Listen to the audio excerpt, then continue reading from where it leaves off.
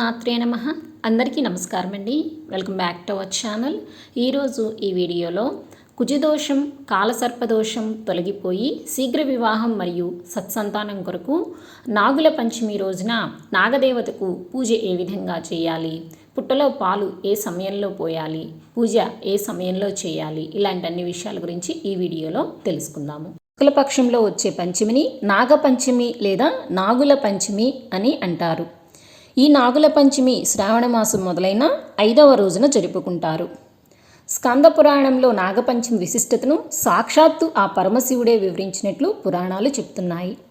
ఆదిశేషుని సేవకు సంతోషించిన శ్రీ మహావిష్ణువు ఓ వరం కోరుకోమంటే అందుకు శేషుడు తాము ఉద్భవించిన పంచమి రోజునాడు సృష్టిలోని మానవాళి అంతా సర్పపూజలు చేయాలని ప్రార్థించాడట. ఆదిశేషుని కోరికని మన్నించిన శ్రీహరి శ్రావణశుద్ధ పంచమి రోజున నీ పూజలు చేస్తారని అనుగ్రహించారట.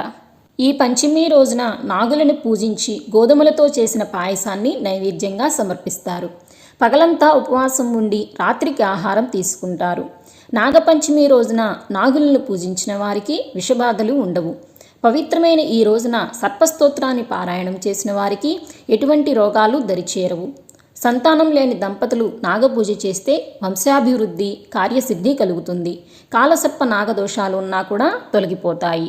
ఇంతటి విశేషమైన రోజు 2024వ సంవత్సరంలో ఎప్పుడు ఏ తేదీన వచ్చింది, పంచమి తేదీ ఎప్పటి నుంచి ఎప్పటి వరకు ఉంటుంది, పూజ ఏ సమయంలో చేసుకోవాలి, పుట్టలో పాలు ఏ సమయంలో పోయాలి, అన్నిటి గురించి ఒక వీడియో అయితే మన ఛానల్ అప్లోడ్ చేశానండి. ఆ వీడియో లింక్ని అయితే డిస్క్రిప్షన్లో ఇస్తాను, తప్పకుండా చూడండి. రోజు పూజ ఏ విధంగా చేసుకోవాలి, పాటించవలసిన నియమాలు ఏమిటి, ఇలాంటి అన్ని విషయాల గురించి ఇప్పుడు తెలుసుకుందామండి. నాగపంచమి రోజున సూర్యోదయానికి ముందే నిద్రలేచి శుచిగా తలస్నానం చేసి ఎరుపు రంగు బట్టలను ధరించాలి. పూజా మందిరమును, ఇల్లును శుభ్రం చేసుకుని గడపకు పసుపు, కుంకుమ, గుమ్మాన్ని తోరణాలతో అలంకరించుకోవాలి.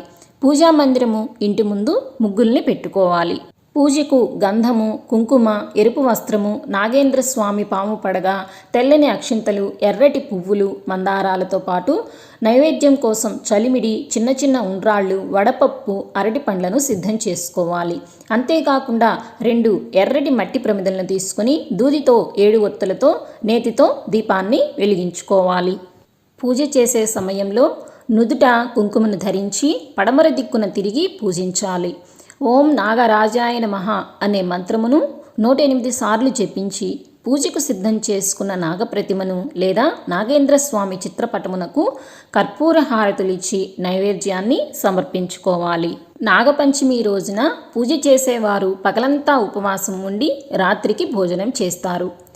నాగపంచమి రోజున నాగదేవతను పూజించిన వారికి సంవత్సరం పొడుగునా ఏ సమస్యలు లేకుండా అన్నీ సవ్యంగా నెరవేరుతాయి. అంతా అనుకూలంగా ఉంటుంది.